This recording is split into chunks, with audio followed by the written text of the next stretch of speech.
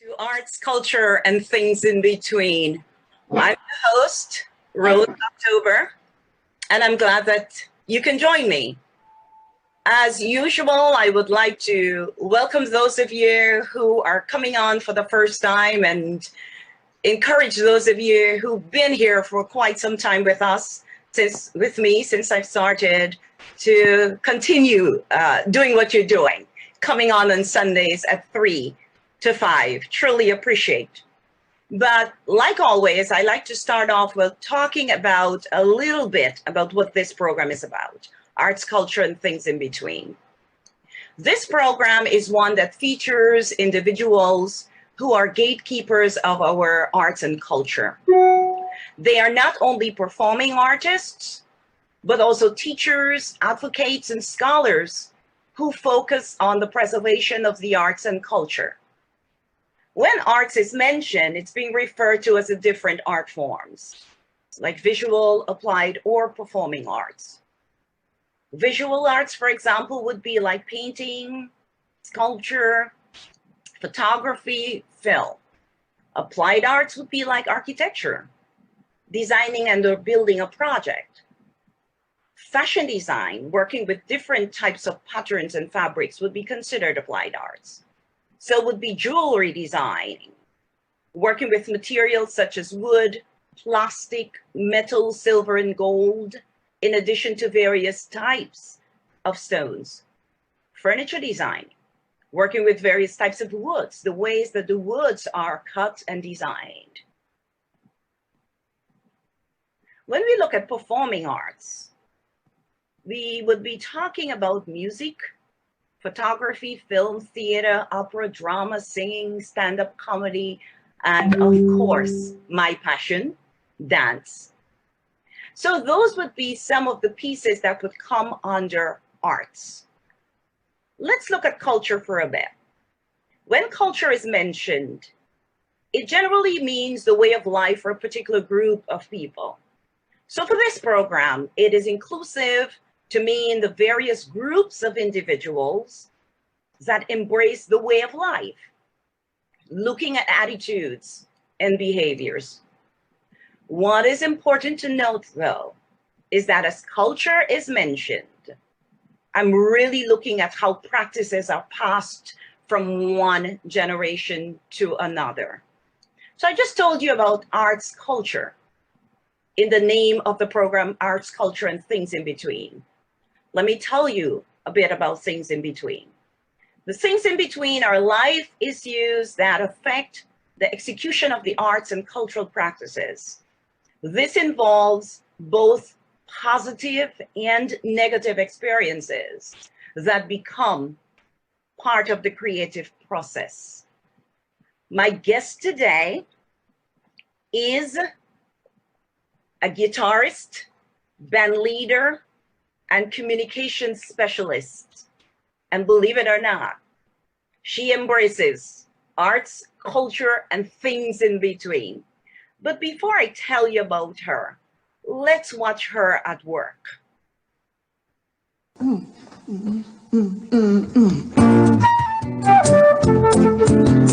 Right, so this is what we do, you know. Unplugged and unapologetic. Going again. Oh my gosh. Trending music.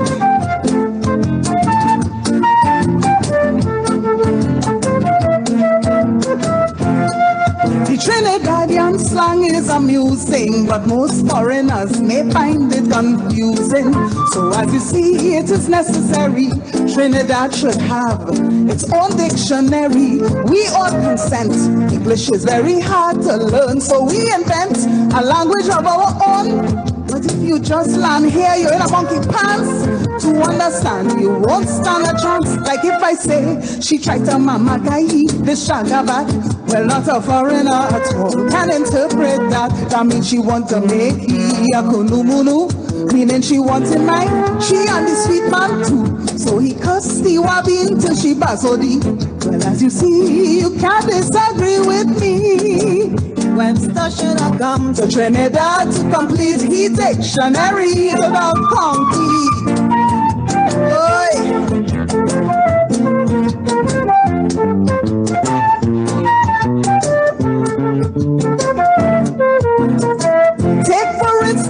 day, you hear a native say, at a bank I have my neighbor looking so tool pay. A foreigner go bound to jump off his seat. We think a banker is a sweet piece of meat to eat. And if you try to convince him, he may tell you you lie. The banker can't bring no tears to a big man eye. No, no, no, no, no. We'll shout Mr. Steve and ask his wife for Santa Banker for breakfast. Please hear me again. This big belly woman so cook and say, be my raspy child, getting cocoa bay. And when you want to bamboozle your partner Fred, you're giving him a 6 for a 9 instead. So they really should give the first prize to we for our splendid speaking ability. You see, Webster should have come to Trinidad to complete the dictionary. So the conky music, I really do remember day.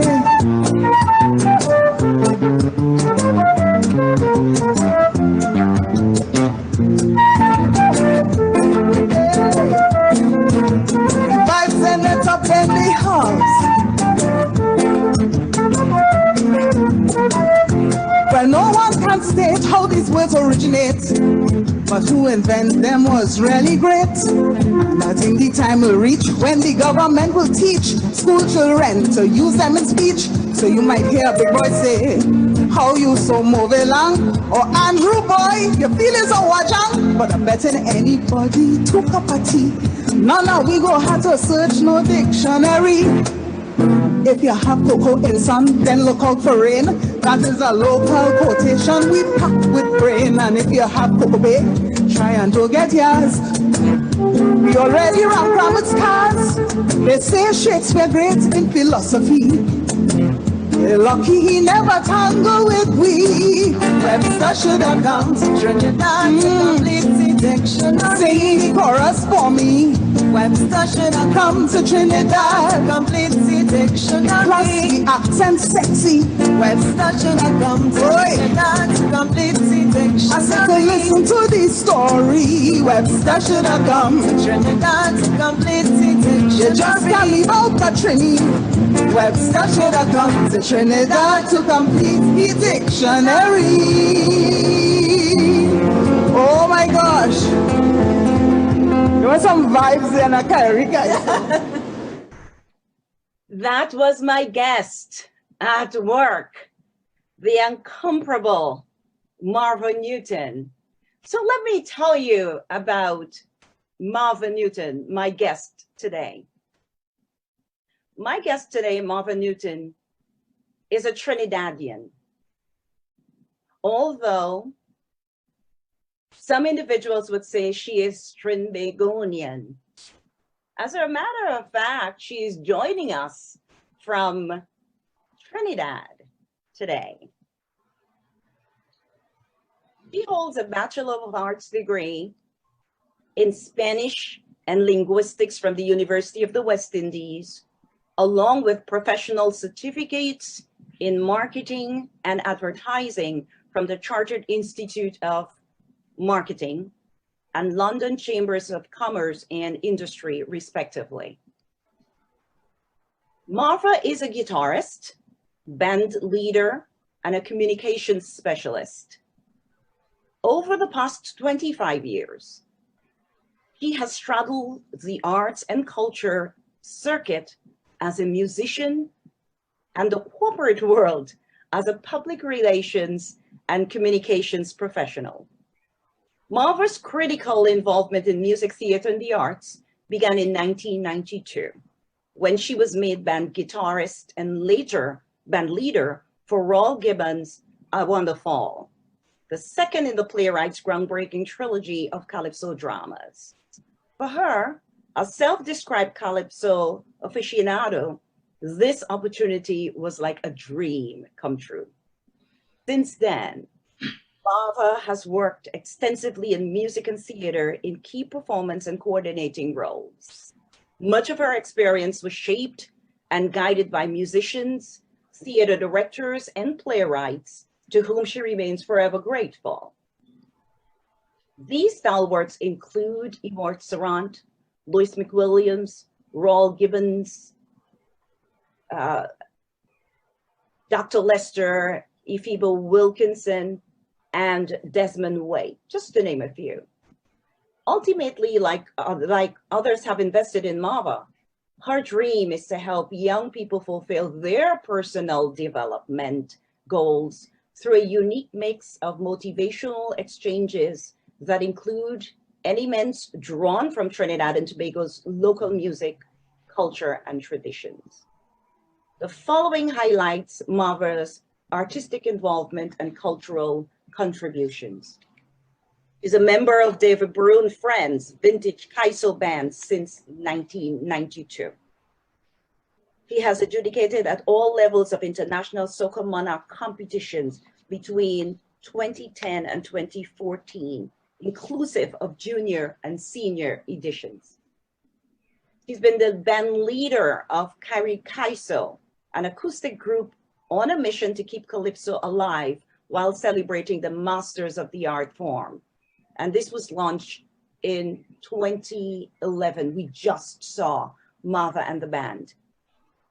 He's a musician, and she has been a part of Who Taking Advantage of Who, the Mighty Sparrow and Caribbean Man-Woman Relationships and lecture demonstration by Professor Patricia Mohammed at Cave Hill at the University of the West Indies in 2015. He's been the music director for Sing the Chorus, National Calypso History Month in 2018. He's been a part of Gimme Story International Storytelling Festival in the Cayman Islands in the years 2011, 2016, and 2019. He's been the guitarist for the David Brew and Friends. She's also been with Red Sky Festival, K-Fest in Cayman Islands in 2018.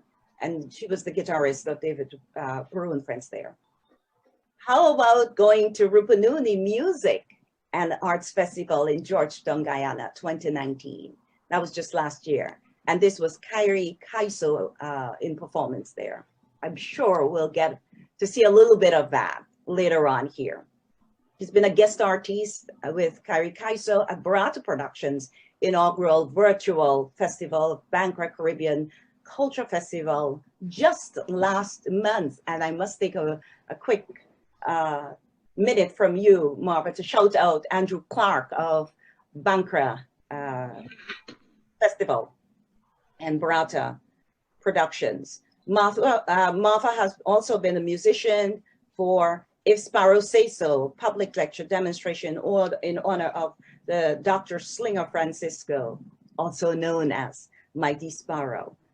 He's tutored in Parang, folk, and calypso at St. Jude's Home for Girls, and Youth Training Center in Trinidad. He's also done lecture demos regarding the calypso art forms in schools. So these are a few pieces of Marva's life. But I must say, although less emphasis is placed on Marva's singing, she has toured internationally as a musician, meaning a singer and guitarist. Known for her authentic and flavorful guitar strum, Marva performs calypso through the ages with her group, Kyrie Kaiso. And as I mentioned earlier, since 2011, this acoustic outfit has been pursuing its mission of keeping the golden tradition of calypso alive while celebrating the original exponents of the art form. Calypso is both entertaining and living folklore, she says, giving voice to Trinidad and Tobago's rich and varied stories. Through the music, unplugged and unapologetic, Kyrie Kaiso delights in spreading positive vibrations and sharing vibrant memories about Trinidad and Tobago with the world. To you, my viewership, my guest, Marva Newton, will be leaving us with lasting memories of Trinidad and Tobago's music as we discuss with her life as a musician and beyond. So I ask you to help me welcome my guest, Marva Newton, to Arts, Culture, and Things in Between. Welcome, Marva. Thank you, Rose. Good afternoon, everybody. Good afternoon to you.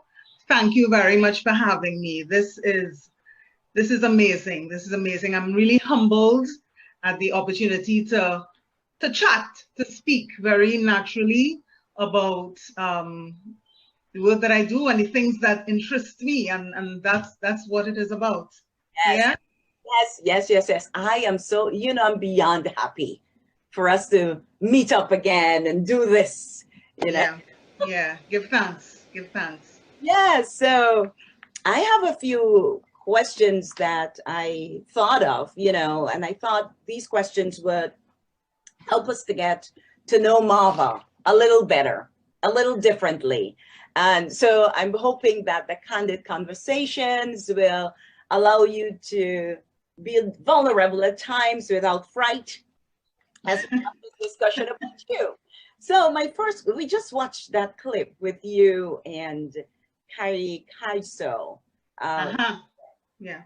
And I don't mean to be insulting to the gentleman in the band, but I have to talk about girl power when I see it. So don't come for me, please.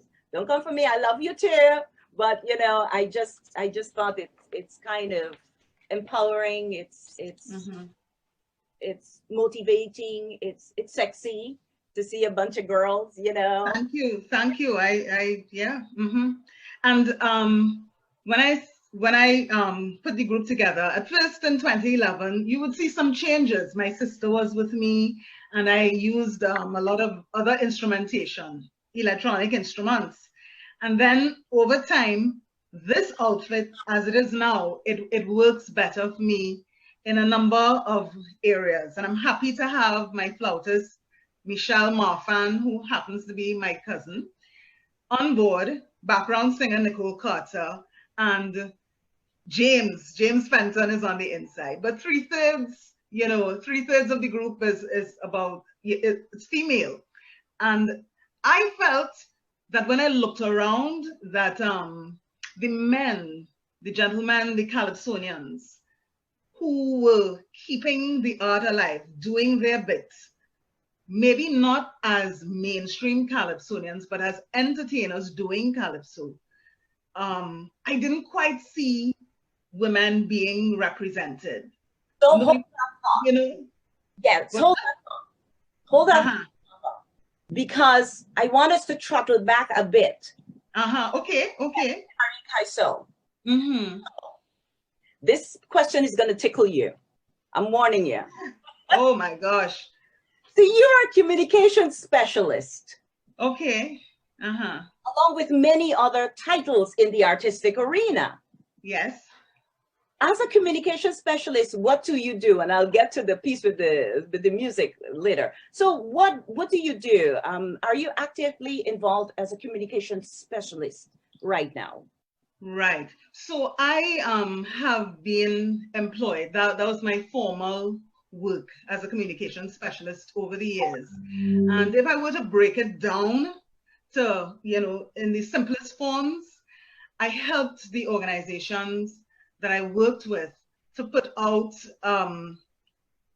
their story, to the public and received information from the public. So there was that exchange. That's essentially what it was. It might have touched on media relations and how I treat with members of the media, because they are big stakeholder in getting messages out.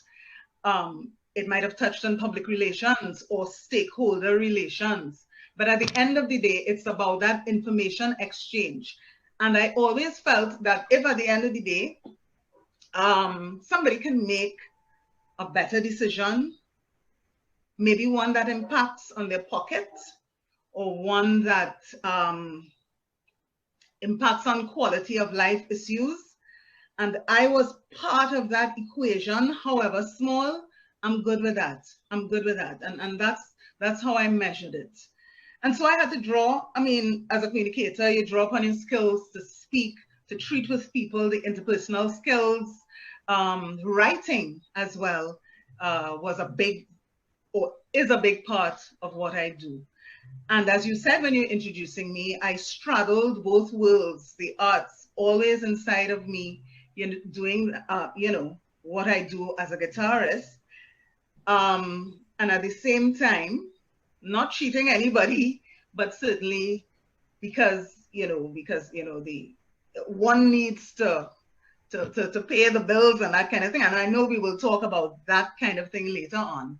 I still had to have an employer, Yeah. but it's an area that was enhanced by my activity in the arts. That goes without saying. There's so many ways that I saw that, down to, the writing, as I said, to, speaking, the confidence that I got in order to host. I had to do, a lot of hosting of shows, or even a radio program that I hosted for one of my former employers, a major business association.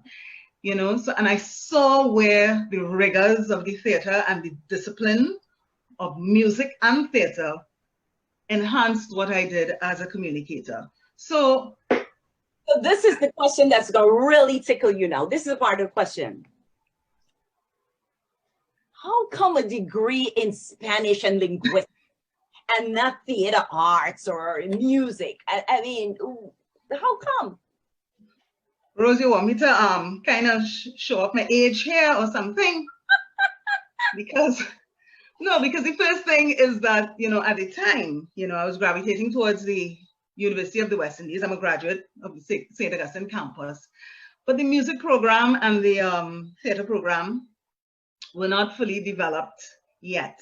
And so I gravitated to what interested me: language on the whole. I may not be the best speaker, but I certainly like to use language, and I like the turns of phrases, and to use that to enhance any piece that I'm writing, whether it's in business writing or creative writing, which I have done over time for various people and for my, official employers. And so I gravitated towards that, and it was a good thing because I didn't always start off in public relations. I took a little detour. And then when I took stock of the skills and the interests and the passion and where I felt much more comfortable, I branched off into communications. And I had, the opportunity to work with a professional in the field who, really showed me the ropes, and it's all good. It's all good. So, I mean, I might have shown my age there just a little bit, because the programs were developed after, and even an entire university that, included more courses in what I, may have been interested in, developed after, and that's the University of Trinidad and Tobago. But I don't really have any regrets, because it never stopped me from doing what I love to do. Yeah. You see, it never stopped.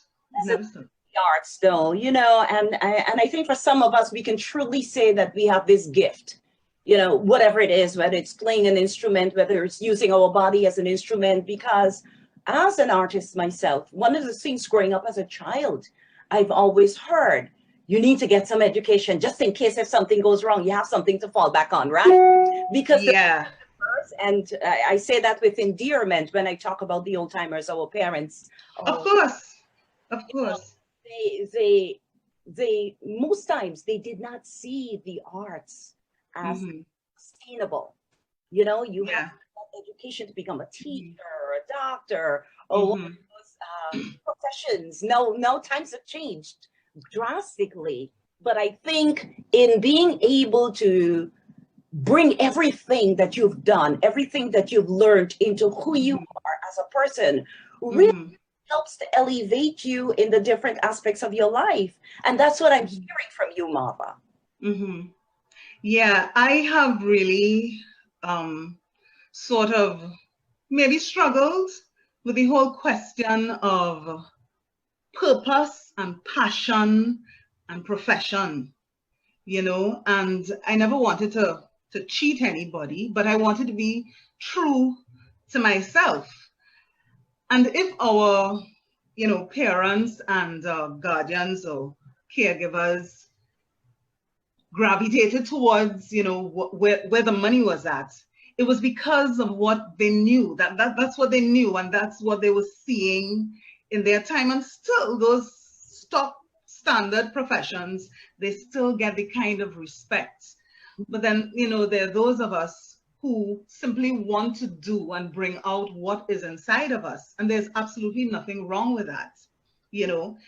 I must say that I straddled both worlds because it wasn't the easiest thing living, off of the arts.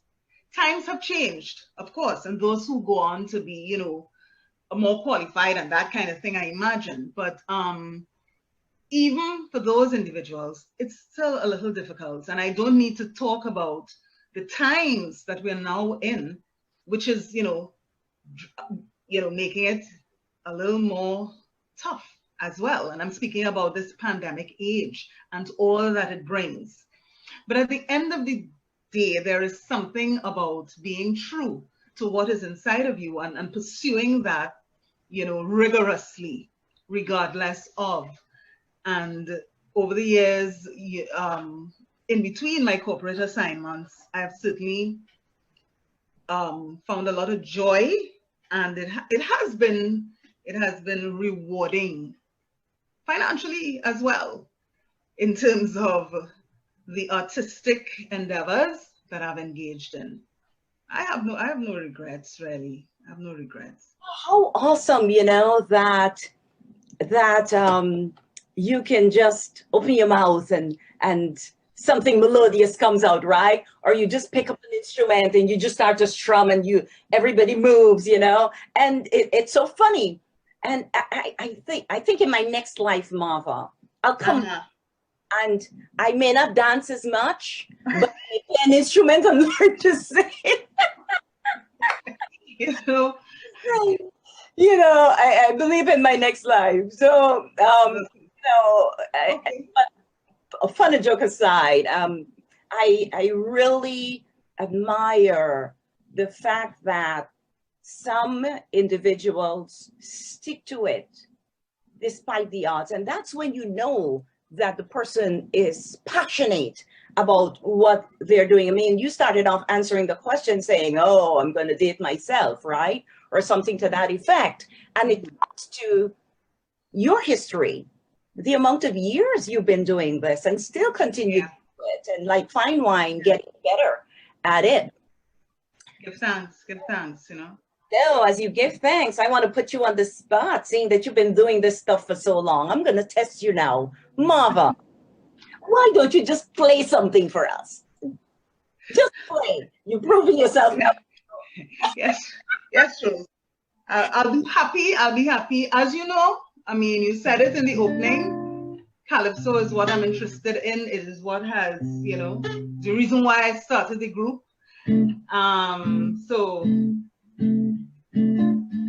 And it touches on so many different topics. So maybe we could start off with this.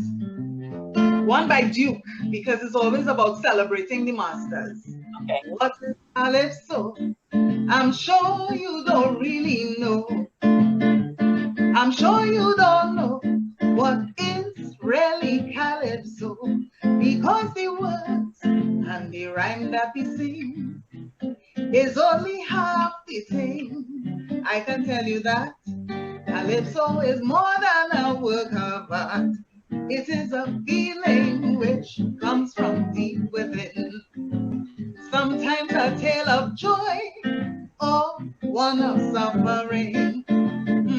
It's an editorial in song of the life that we undergo, that and only that I know is true Calypso. I'll give the next verse. So you must admit there is nothing quite like it.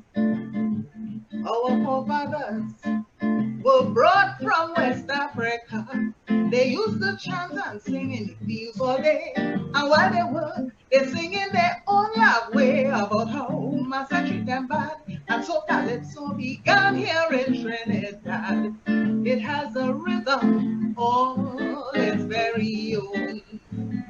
It has a native beat, boop, boop, all alone. It's a way of life, a way of love. From centuries ago, that and only that I know is true calypso. It's true calypso. It's true calypso. That one is by Duke. I love it. I love it. I love it. You know, I'm listening to you and I'm watching you and the guitar become one.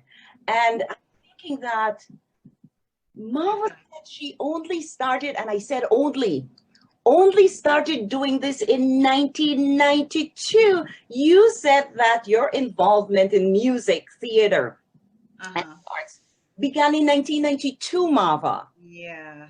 I mean, Formally, I would say. Officially, if you wish, what on were the you circuit. before 1992 to your talent as an artist? I beg your pardon? What were you doing before 1992 Right. to nurture your talent as an artist? Right. If to answer that, I have to just speak briefly about where it all started, and I really give thanks to my grandmother. I grew up with a grandmother who was a church organist, and she played. There was a piano at home, so there was always music in the house, always. And she also ensured that we got lessons, and you know, I used to perform with my sister. One of my sisters, Marva, she'd play the guitar, and I would play the quattro, and we would sing, you know, and perform at church events and that kind of thing. I took that into school, playing a lot, accompanying my my friends, my colleagues for their calypso competitions, accompanying the whole school practically, you know. And in 1986, the first time that I traveled, it was because I was on an exchange with a school in London. And we, a group of us, about what, 21 of us, we went to London, and we had put together a very tight performance to showcase Trinidad and Tobago culture. First of all, I was really very grateful to be part of this, to be selected. I was the only guitarist in the contingent, and I was just I was 17 years old, working along with my friends. So there was dance, there was a bit of drama, some monologues, and lots of singing.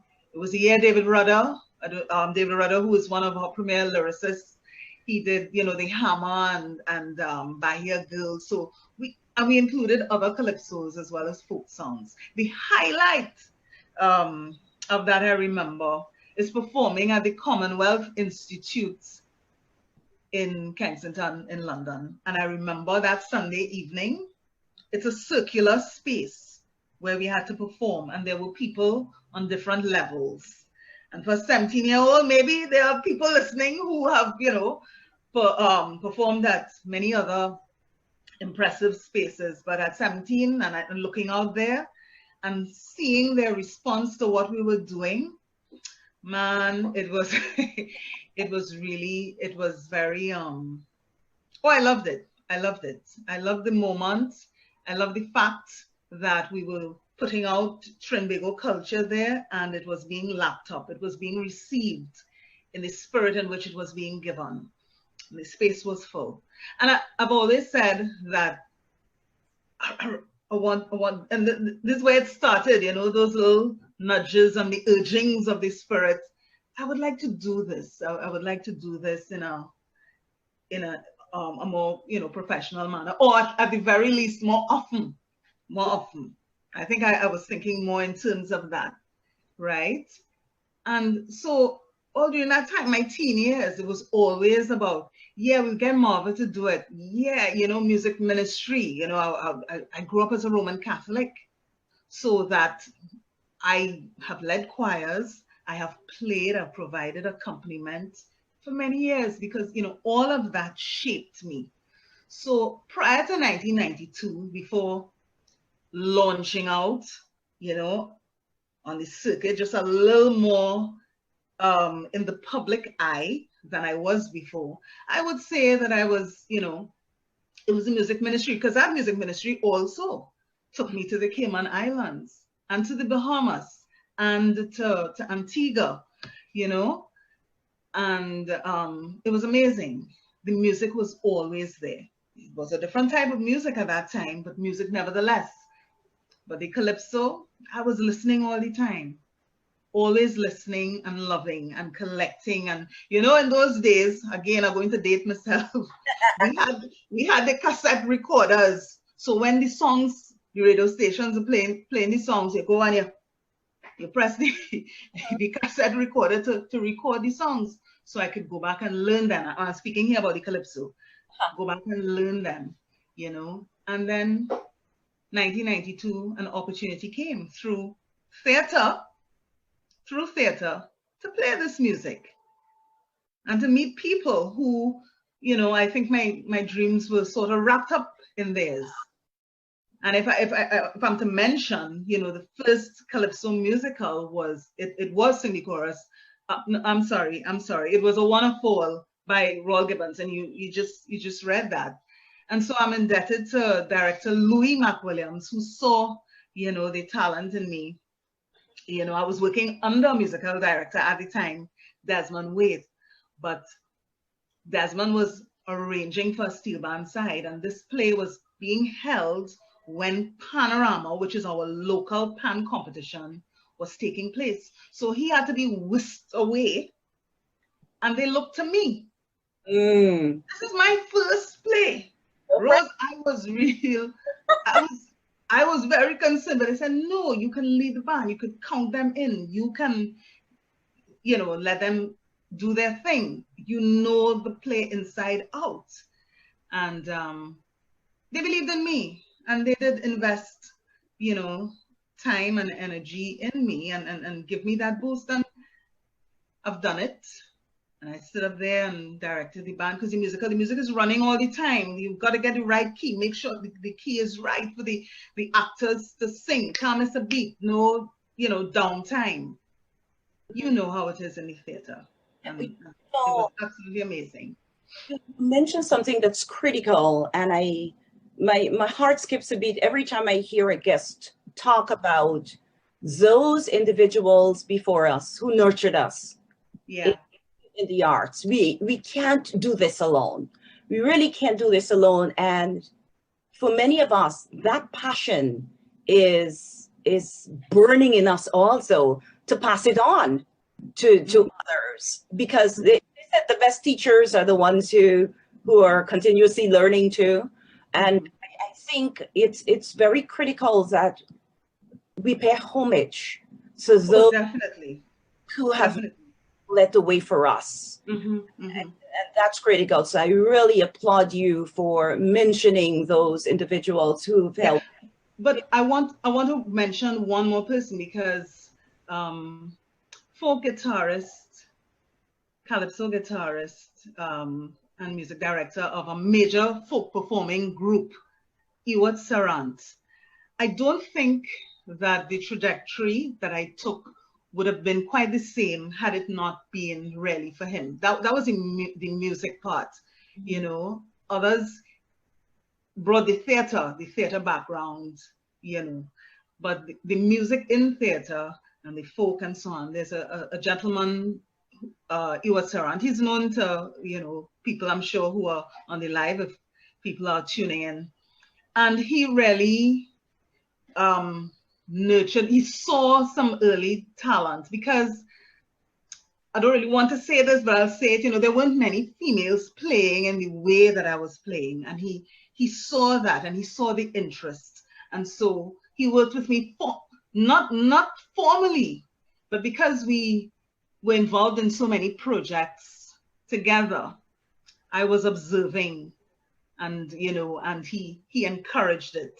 And I really want to give praise to him as well, because it helped me, you know, hone my skills as a guitarist, and then fitting in to the theater fraternity doing calypso musicals. Calypso musicals weren't very popular, you know. Here was Royal Gibbons using what is ours to tell the story, and what is ours is the calypso, the stories and the lyrics, and putting that storyline, crafting it together, and really putting it out there. And people responded positively. Nice. As part of that, and I'm very grateful for that. So you're right, you know, paying homage is very that's big on my list, Rose. It's big on my list, and I think it's something that we should all. It doesn't need to always be done publicly, but certainly privately, you know, be done nevertheless. Yeah. You know what? Those individuals who see something in us, they may see things in us at different times and see different things in us, so we need them. Definitely. So why don't we take a break though and come back and talk about all of this exciting stuff, because I have based on what you just talked about. Have another clip. Musicals. We'll come back. So let's take a break. Let's watch a clip and then we'll come back. I'm here today with my guest, Marva Newton. For those of you who've joined us late, you're here with me, Rose October, on arts, culture, and things in between. My guest today, Marva Newton. She calls herself a communication specialist. Listen, it's part of what she does, but listen, that girl is good with the guitar and her voice. So let's take a break. Thank you, Rose. Let's take a break and watch Marva.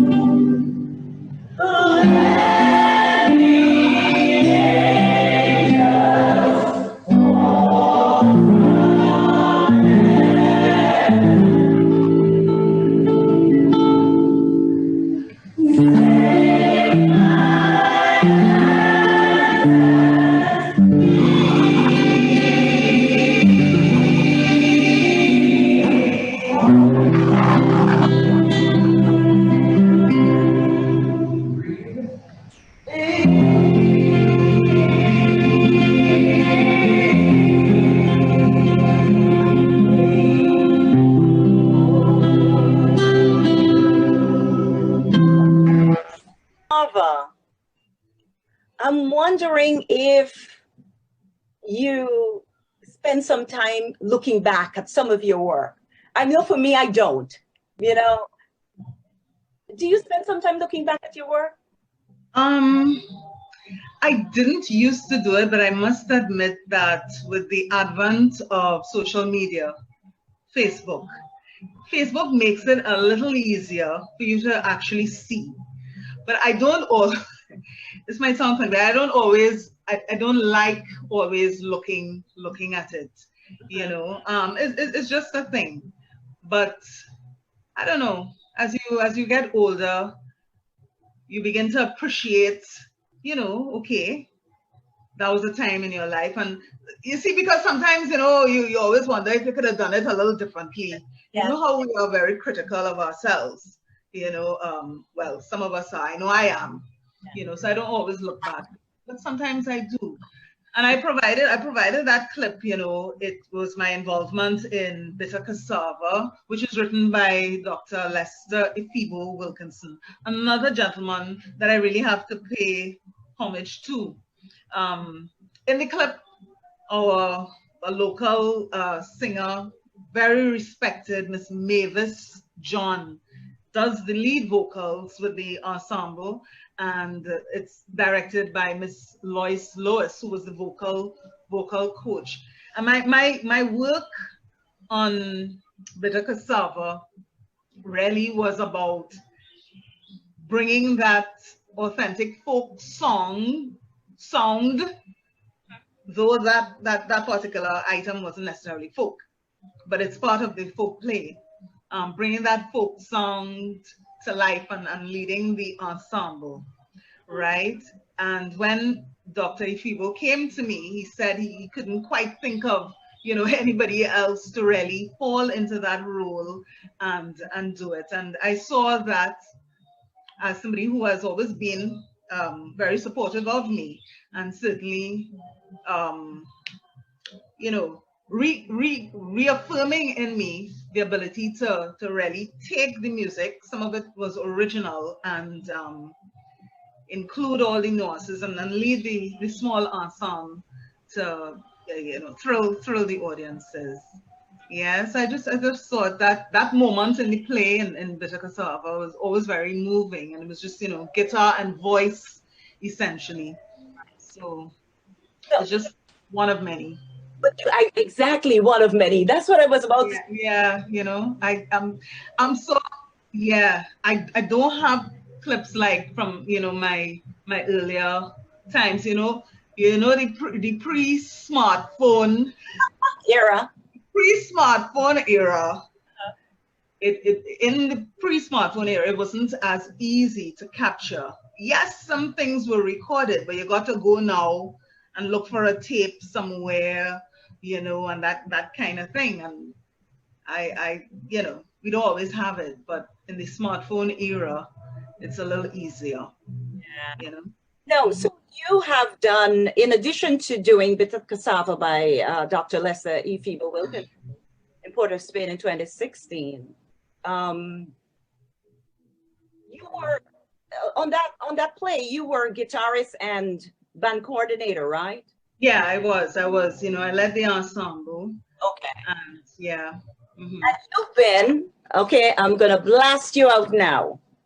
You have been the musical director and coordinator and guitarist for the play The Roaring 70s. That's when we met, remember? The Roaring 70s.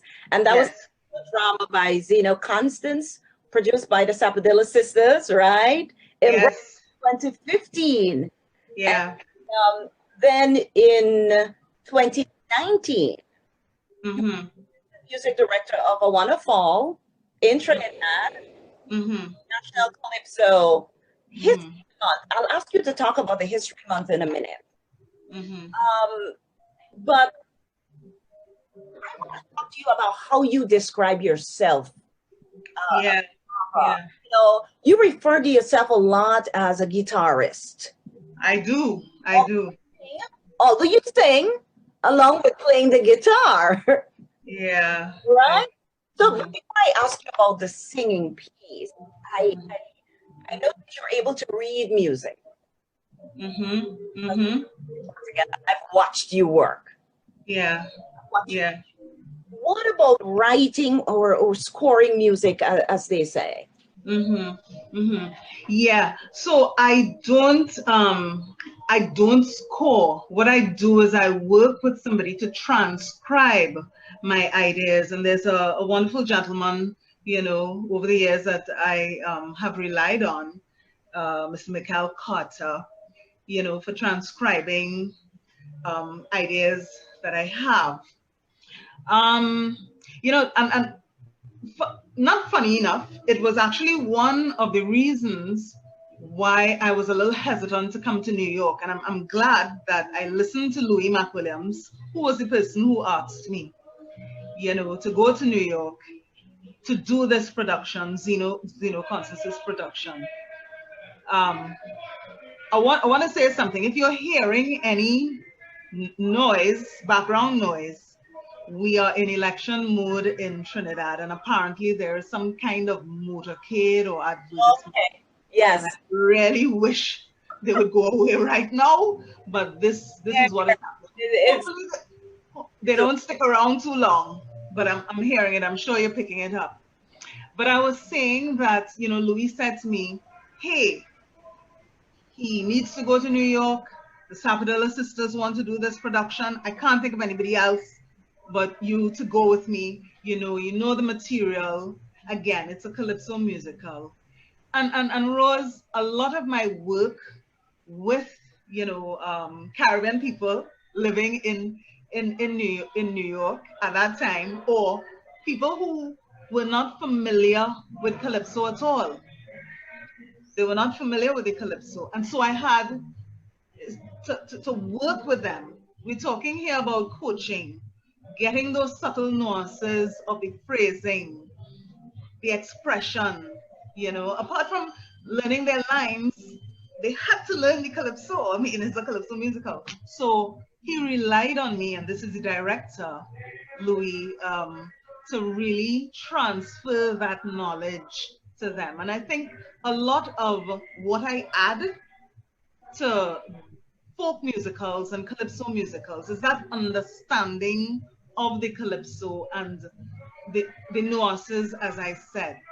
I think we take a lot for granted in that a lot of people, they don't know this art form that I may treasure and that a number of other people treasure. They don't really know it because we don't play the calypso on radio as something that was developed here, as something that we still hold competitions in, as something that is a part of our local festivals. You don't hear it on the radio.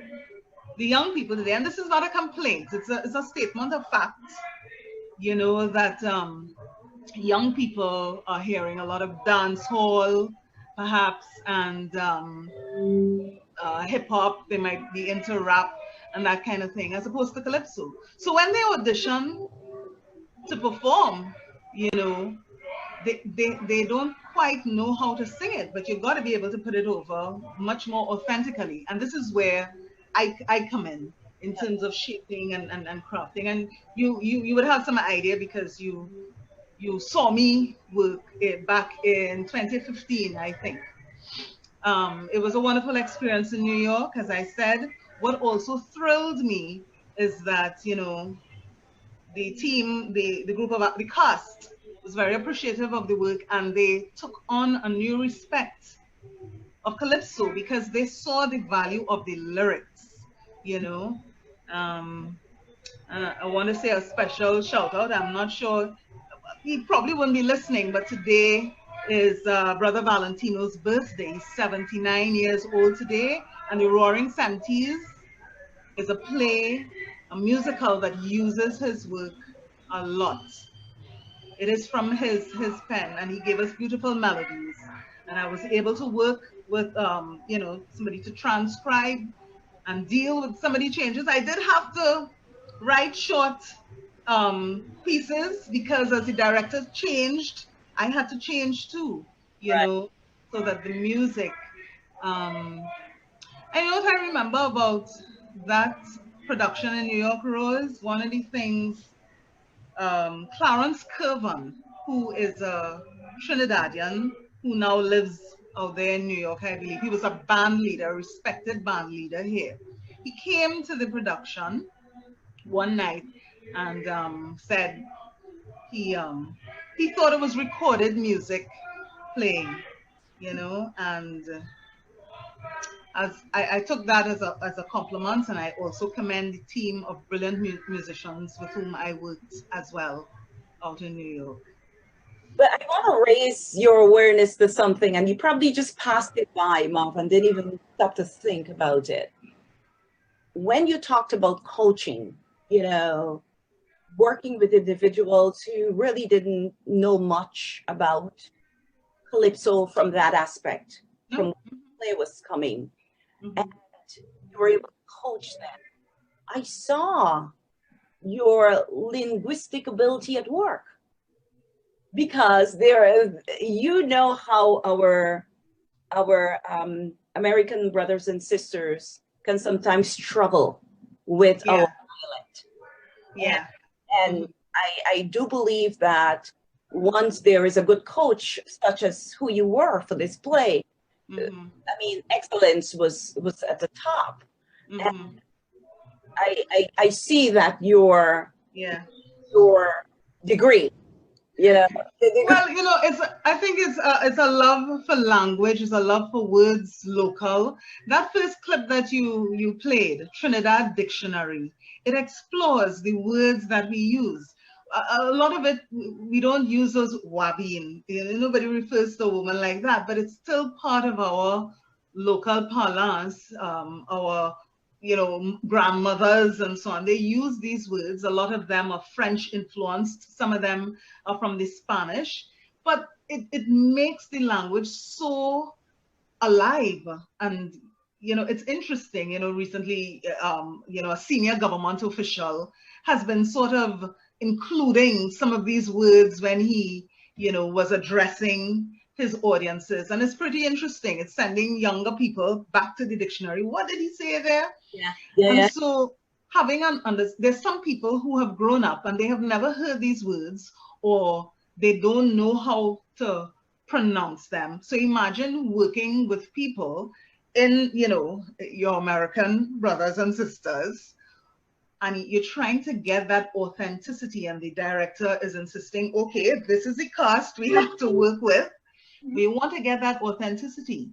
Yeah. The Roaring '70s is about our unrest in the 1970s, the Black Power movement, and, you know, that struggle for justice and peace and bread, you know.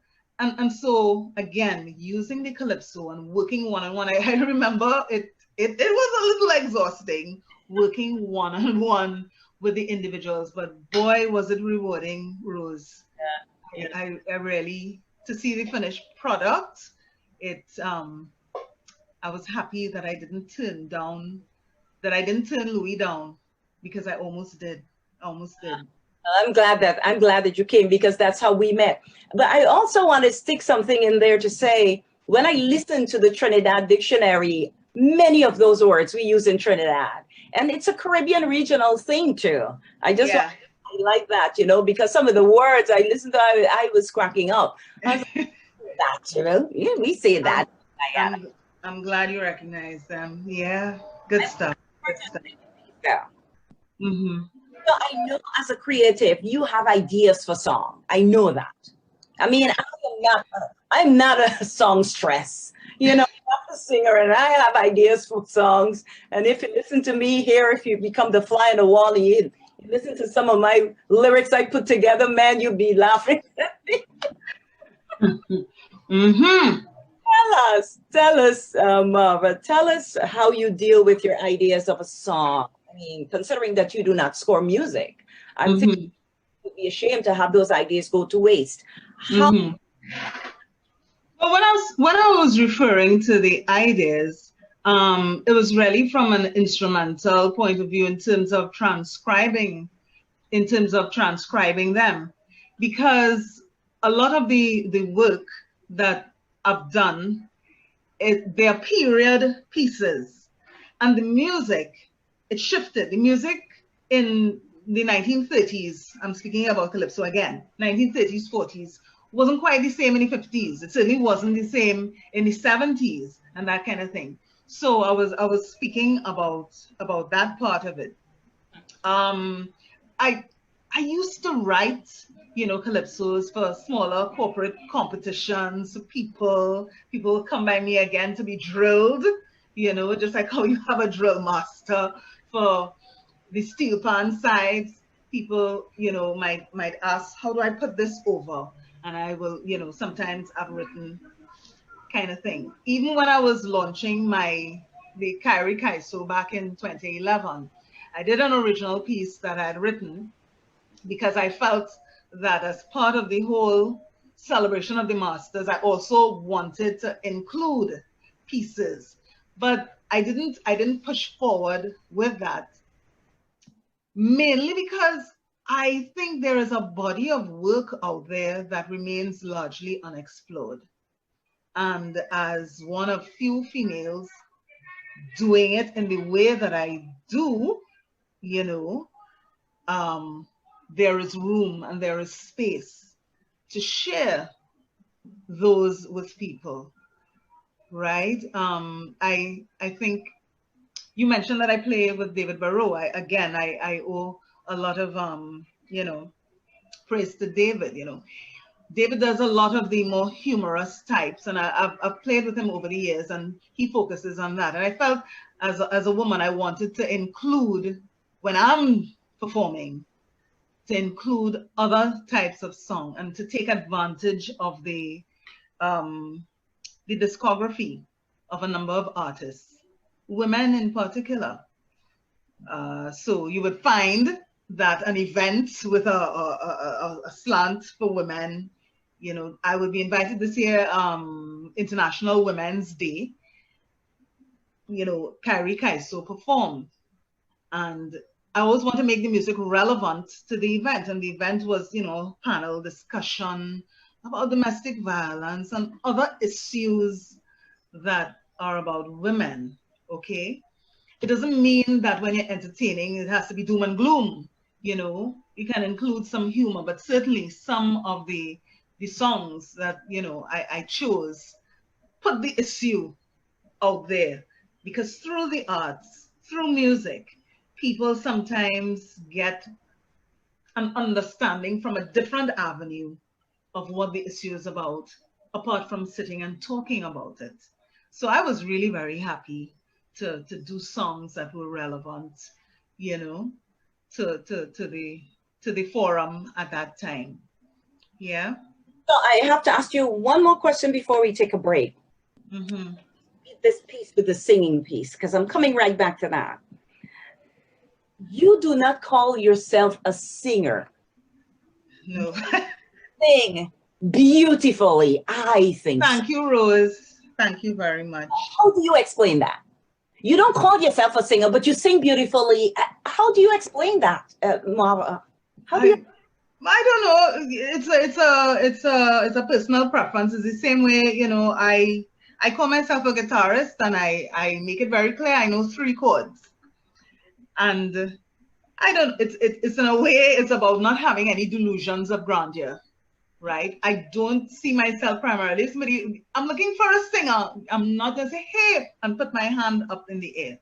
But when I put it together with the guitar and what I know on the guitar and the calypso, or maybe folk, I think I bring something. I bring an energy that you may not see that out there as often. I'm not saying I'm the only person as such, but I think I've found a niche that really expresses my interest and my passion.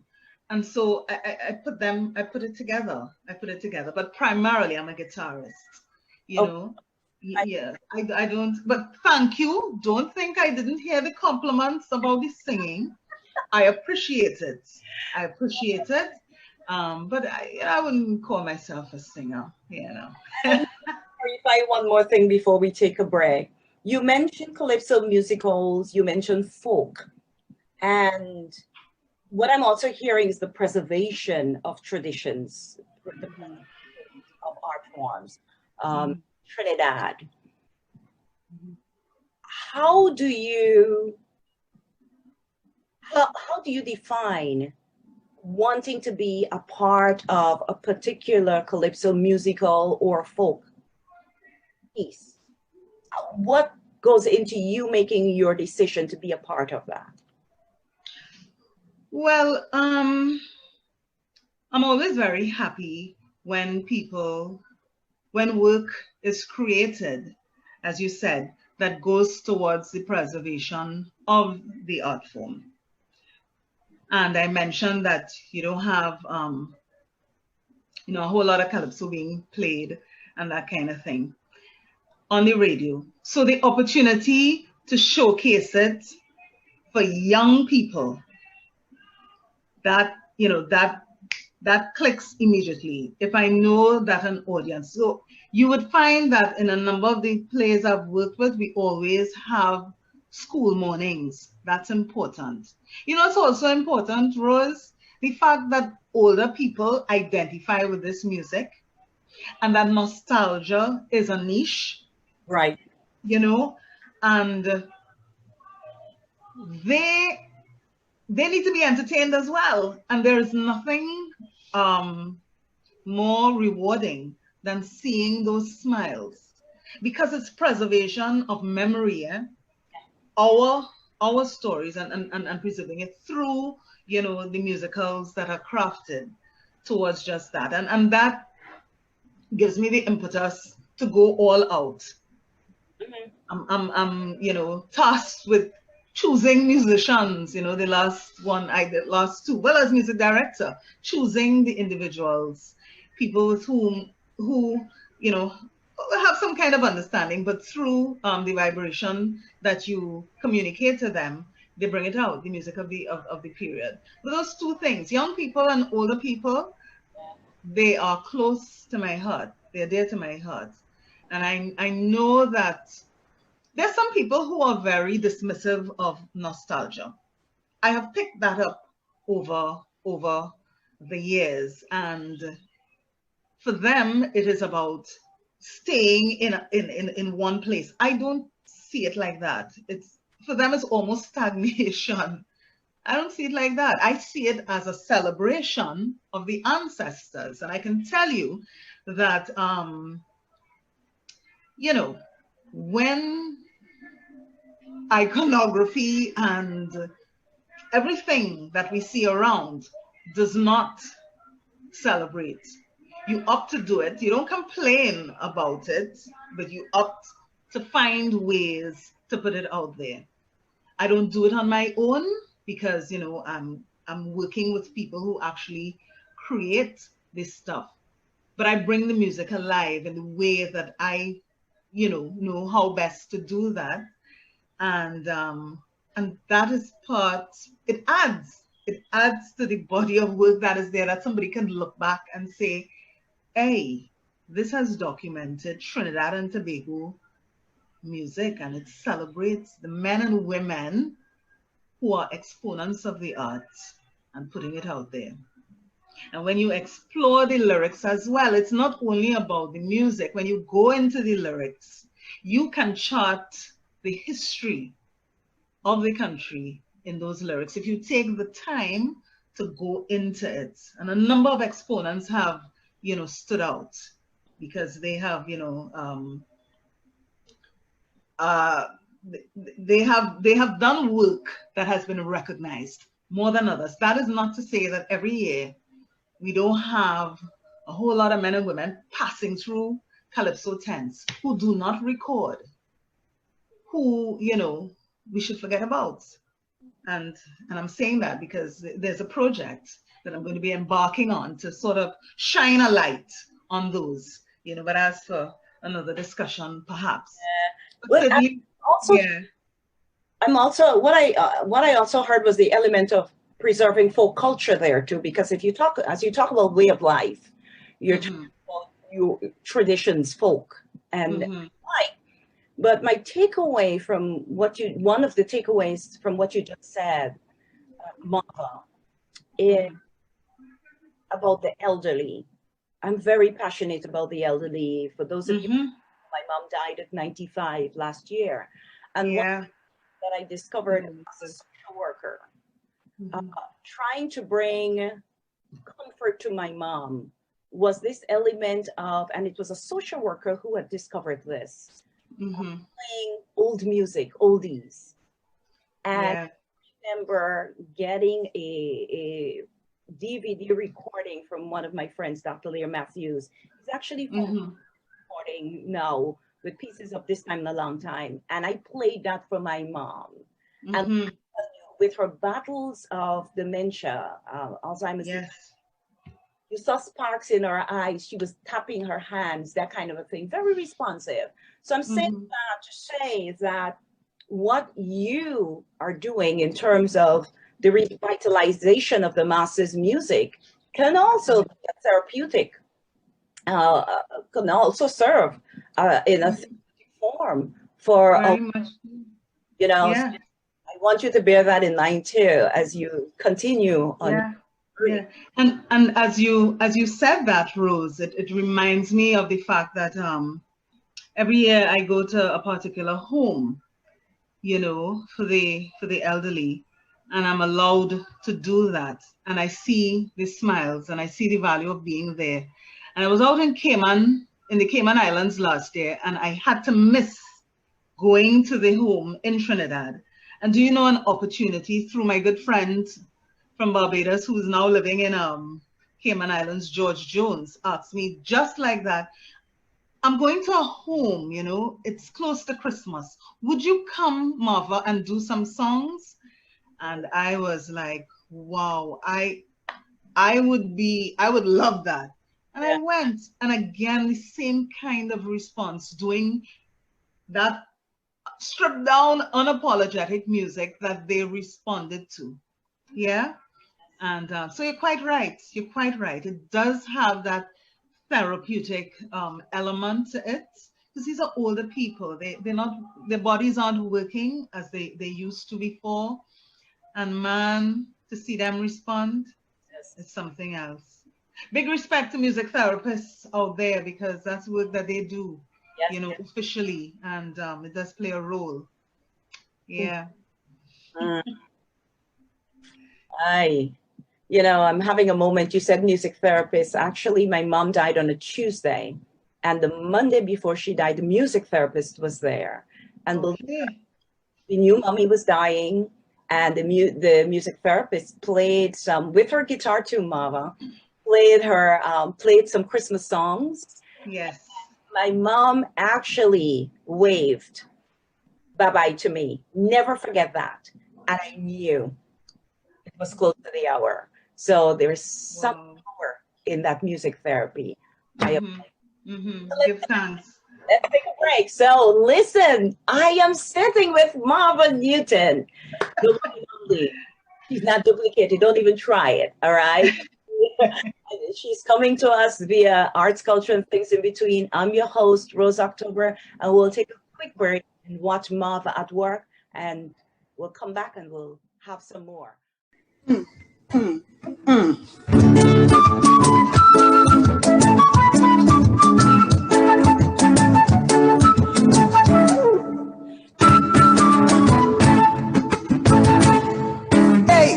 now and again, it's nice to go down memory lane. Now and again, it's nice to go down memory lane. A little bit of nostalgia, good for your soul. Reminiscing about the days of old Trinidad. Tobago was really sweet when we remember the nice things we used to eat. You remember Kumaro, Indian sweetie? Bring them back, bring them back. I'm sure the children today go love chili, baby. Bring them back, bring them back. I hardly see guava trees and guava jam. Bring them back, bring them back. Coconut drop and coquetti pocham. Bring them back, bring them back. Hey, what is coquetti pocham, Caribbean people? Have you ever tried it? Aha! Those days were nice. Trinidad was a paradise. Lovely moonlit nights. We did not know about electric light. We used to sit down on the back step listening to Granny telling fairy tales. We didn't have no TV in those days. When you bought a sweetie in school, it's a cent or a penny, and boy, you're cool. I remember Chip Chip, Paradise Plum. Bring them back, bring them back. Halle used to stick up all between your gum. Bring them back, bring them back. But for a nice belly full of tat and turnover, bring them back. Couldn't beat the big foot woman in Nova. Bring them back. Hey.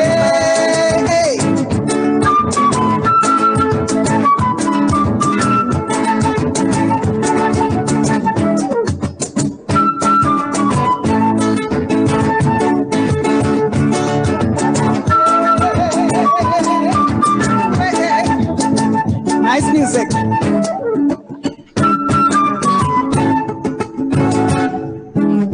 I heard from Grandma about tram car on the savannah.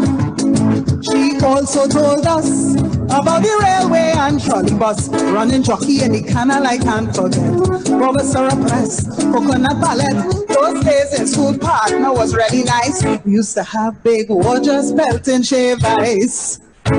The choker and caramel was well known. Bring them back, bring them back. I did believe in the corn and cassava pone. Bring them back, bring them back. They had a Bajan woman they call Miss Gittins. Bring them back, bring them back. She's the and salt pay me used used to give me the shivers. Bring them back. Ladies and gentlemen, please go find me bowl. Bring them back. Bring them back. But I think that this calypso is gold. Bring them back. Bring them back. And before I sing and go any further, Bring them back. Bring them back. I want to remind you this song is by Relator. Bring them back. Bring them back. Ladies and gentlemen, I want you to understand. Bring them back. Bring them back. He is one of the finest calypsonians. Bring them back. Bring them back. I want you now to sing the chorus. Bring them back. Bring them back. At least you could cover up in case of bust. Bring them back. Bring them back. Ladies and gentlemen, I really have to mention. Bring them back. Bring them back. Playing the cajon, Mr. James Fenton. Bring them back. Bring them back. All these sweet harmonies that you're hearing Bring them back. Bring them back. is Miss Nicole Carter singing. Bring them back. Bring them back. I hope all that go put me on mute. Bring them back. Bring them back. Miss Michelle Marva, she playing sweet flutes. Bring them back. Bring them back. Hey, I trying some example. Bring them back. Bring them We back. are the band. I read Kaiso. Bring them back. Bring them back. And I will tell you this, I'll tell you for true. Bring them back. Bring them We back. happy to do it for you. You bring the music out. Hey, another day.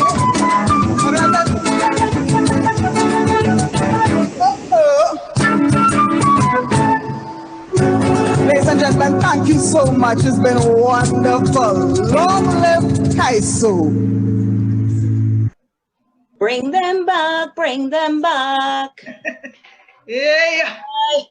Bring them back, bring them back. Listen, I would not be able to feed myself or I to sing. Marva, I find it sound quite good, Rose. Please, be modest. no, I'll stick to dancing when the bones allow me. I will stick to that. But awesome song. I really like that. You said it was Realtor? Relator, Mr. Willard Harris. Okay.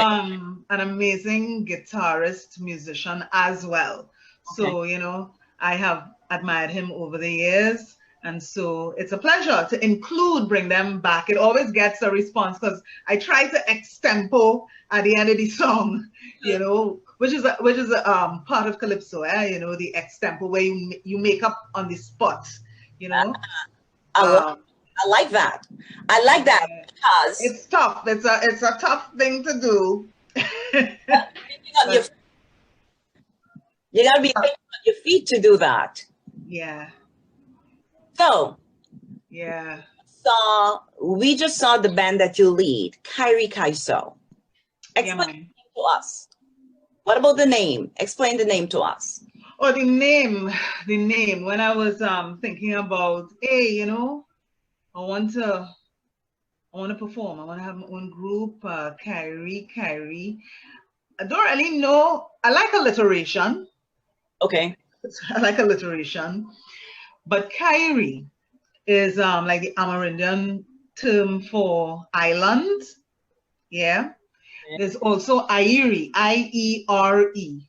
But I didn't want to go with Iere Kaiso because not that is an insult or anything like that, but you know, there's a standard sort of mistake that foreigners make with, you know, thinking that everybody from the Caribbean is from Jamaica.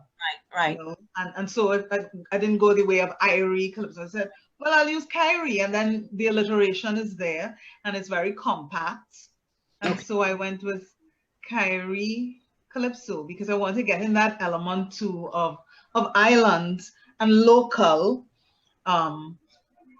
not you know, there's this thing when foreigners come, so they used to like to request Yellowbird.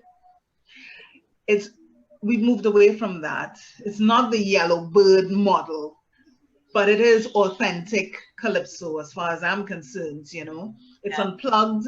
And I like to say unapologetic because sometimes, you know, people feel that, you got to dress it up, man. But sometimes no frills works. Yeah. And I have seen that there are people who are interested in it. Um, we hosted CariFesta, which is the Caribbean Arts Festival. Every 2 years, somebody else hosted. It was in Trinidad last year, August. And I was on stage at that time again, half the group. It was just me and my percussionist, and somebody saw us, and that's how I ended up at the Rupununi Music and Arts Festival. Oh, we'll talk about that in a minute. We will talk about that in a minute. Yeah. Come back to, because one of the things that I like about this show is that I learned something. The viewership learns something. Hopefully. Now, teach us. This is where ignorance comes in. What is calypso? What is soca? Ooh. What is kaiso? Compare them if you like. I mean, clarify, correct me, because there is, because of ignorance, people sometimes just throw everything together, and they might call one genre what it's not. So I'm asking you, as a musician, as a Trinidadian, as a Trinidadian, to explain. Rose, that has, people have argued about that for a long time, and I am from the school of thought that looks at calypso as the root music, right? Calypso is the mother music. And out of that of calypso, which tended to be slower in terms of the numbers of, beats per minute and that kind of thing, tended to deal with, it might be protest, it might be on current affairs, it might be picong as well, ridicule, anti-establishment, all of that, coming out of the experience on the plantation. And it's usually slow. And usually slow. I mean, we could safely say that, if you look at the rhythm over the years, and we've documented this in the plays and so on, usually slower. But out of that, with Calypso at the foundation, there's a gentleman, a Calypsonian Shorty, Rash Shorty in his latter days. He and others just around the same time were experimenting with East Indian rhythms in the music, all right? And soca developed. But the interesting thing is, the soca that they developed, say in the 70s and that kind of thing, doesn't sound like the soca of the stars today. Wow. There's a vast difference. And I'm sure that people listening would know the music of the Machel Montanos and the Iowa George and Iowa George and Kes de Fantala and the band Kes. Mm-hmm. It's different. And the music today, it's aligned so much with the festival and masqueraders wanting that pump to cross the famed Savannah stage. You find that the topics in the music, which is very fast, it tends to be quite fast, tend to deal with mass and stage and waving flags, mm-hmm. and having a great time and drinking. All of the elements that you would find in a festival setting. And I'm speaking about Trinidad Carnival, and I would say it is one of the greatest shows, mm-hmm. And it's ritual, it's all of those things. And the music goes with that. But Calypso was there first and still bubbling at the foundation, because that is not to say that you can't tell a story in a soca song, that the element of storytelling is not there. Uh-huh. In some of them, but we've lost much of it and the language. So it's the element of music, not only speed, maybe the patterns, but also the lyrics. Right. Would you say it has to do with trends also? Because, in this era of social media where there is easy access to other cultures, the infiltration of other cultures into home cultures, home traditions. Would you say it's trend also, though, Marva? When you say trend, you mean like because okay, so it's easier to hear what's to be in tune with what's going on in Africa, perhaps because you know that high life and Afrobeat, it has come into the soca, eh? Well, part of that is the trend that I'm talking about, but I'm talking about trends more in terms of what the young people or what the now singers, what the modern singers, I would say, embrace. You know, because well, and you see, and this is why you don't find too many. And please, I'm not generalizing here.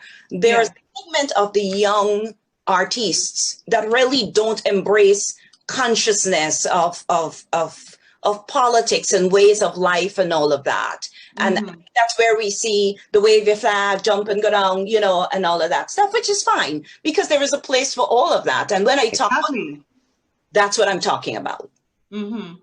Yeah, you know, but I would still say that, you know, the calypso, whatever is current, whatever is current always finds its way into the calypso in terms of musical influences and in terms of the approach to the lyrics.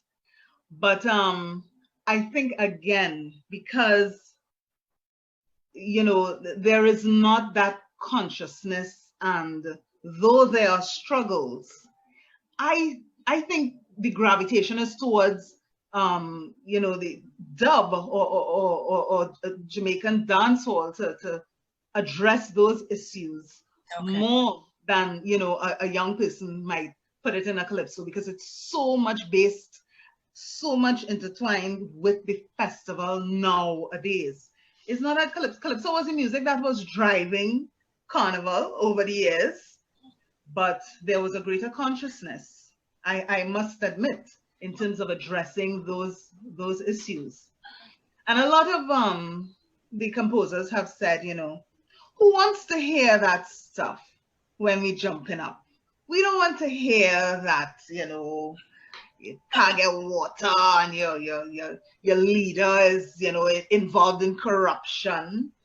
And so they relegate that, they leave that for the Calypsonians, because make no mistake, Calypso is still, it's still alive, you know. Yes. You know, it's still alive, you know, throughout the year. And I think I have to give kudos to TUCO, our Calypsonian organization, because they are doing their job. And you mentioned Calypso History Month, where it's highlighted, yes, but there are efforts to host competitions outside of the festival, and that's a good thing to do, to try to drive it. I know that there may be people who will disagree with me on that is a dying art, etc., but I'm not of that view. I'm not of that view at all. It's still there still a group of young people who gravitate towards it, you know. So let's talk about that month, because we hinted to it earlier on, and now we're talking again about the trends and all of that. There's a calypso month in October, is it? Is it October? Yeah, a National Calypso History Month. Okay. Tell us about that, because I've never heard about it until we spoke. Yeah, and it's such a good thing. And again, it's one of the initiatives of the Trinbago Unified Calypsonians organization, TUCO. And they started, let me see, I could liken it to Black History Month. Okay. You know, I think that's what is it, February or something like that in the US. It is simply a month that is dedicated to putting the spotlight on Calypso and Calypsonians. Okay, so you get, I mean, we have chosen, when I say we, I mean Canberlay Productions, a production company with which I have worked as, you know, the resident music director, have opted to put on the Calypso musicals during that month because of the focus.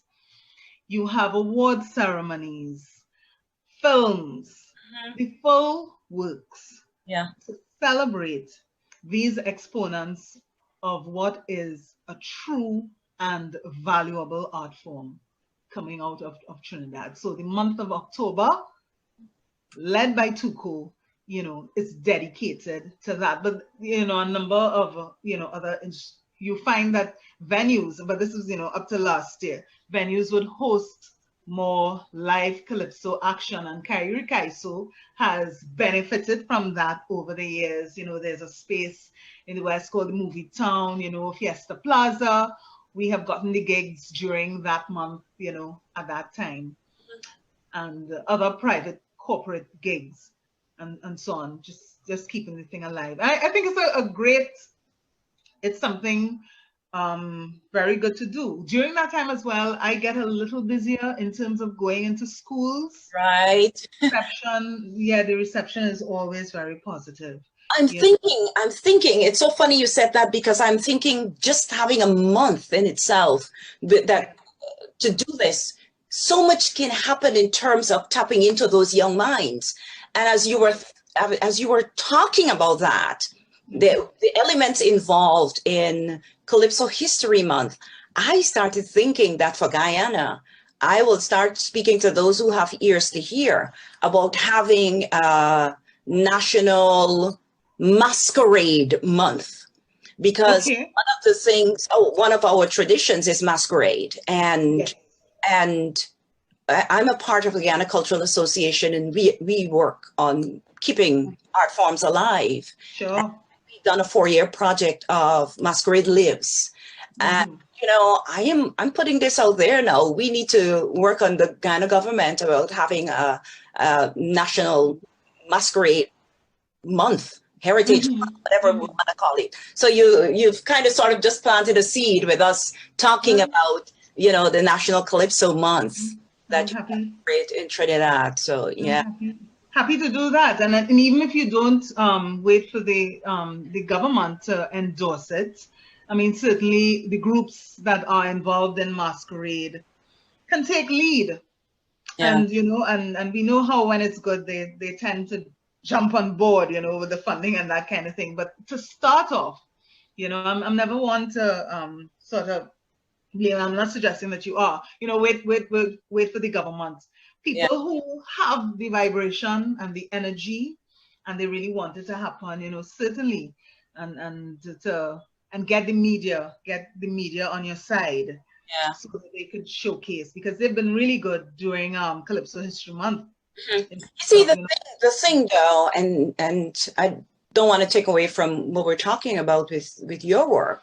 The thing with that though is that because masquerade is struggling to stay alive in Guyana, we suppose that be on board, so that's why. Sure. I hear you. I hear that. But we'll take another break. I'm sitting with Marva Newton. Viewership, for those of you who are just joining us, thank you for joining. I'm Rose October with Arts, Culture, and Things in Between. I'm talking with Marva Newton. It's awesome to sit here talking with a female about what most might consider kind of testosterone topics like Calypso.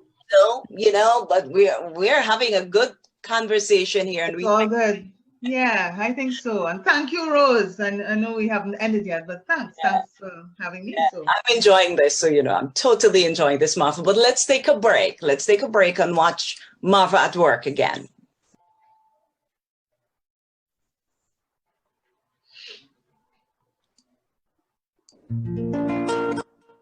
Enjoy this one by the Mighty Bomber.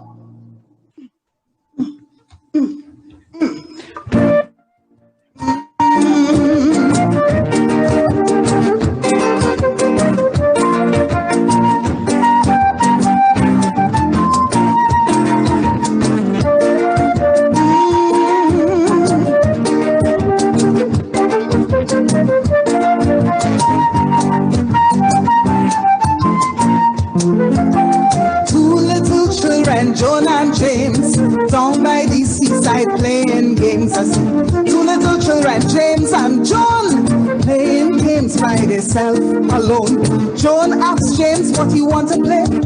He making style and he wouldn't say. Whenever I remember I just have to laugh. The little saga boy turn and he tell me crap. He say, dying, dying. Come let we play little mommy. You is the mommy. I is the daddy. He born again, dying, dying. Make up the bed let we don't know. And when we wake up tomorrow, me and you go mine like a popo. Hey, games that children play. Oh my gosh. The little boy, watch your man, she start to cry. Come, let we play favorite game of mine. So he asked her what is her favorite game. She was calling so many different names. He ain't playing, the little boy started to shout. I don't know them games, what you're talking about. You see this ring of roses and hide and seek. I cannot run about much cause I'm feeling weak. Oh yes, you is the mommy. But I know the song. Sing it out. Dying, dying. Make up the bed let we don't know. And when we wake up tomorrow, me and you come mine like a popo.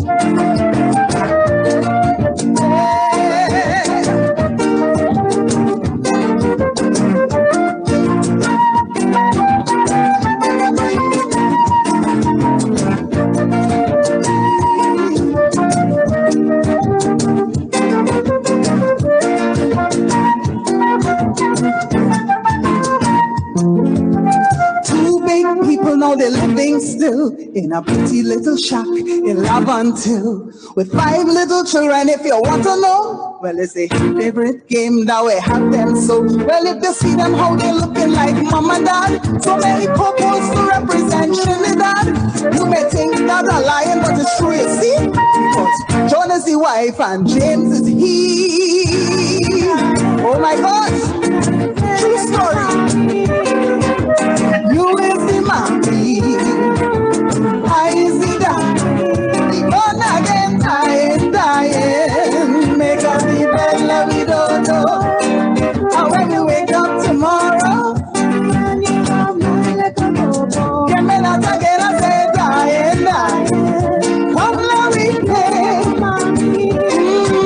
you is the mommy. Tell she I.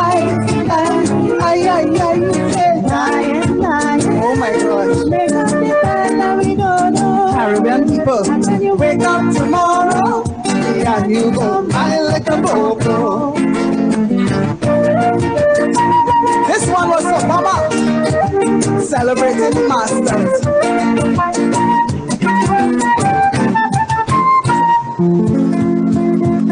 Oh my goodness.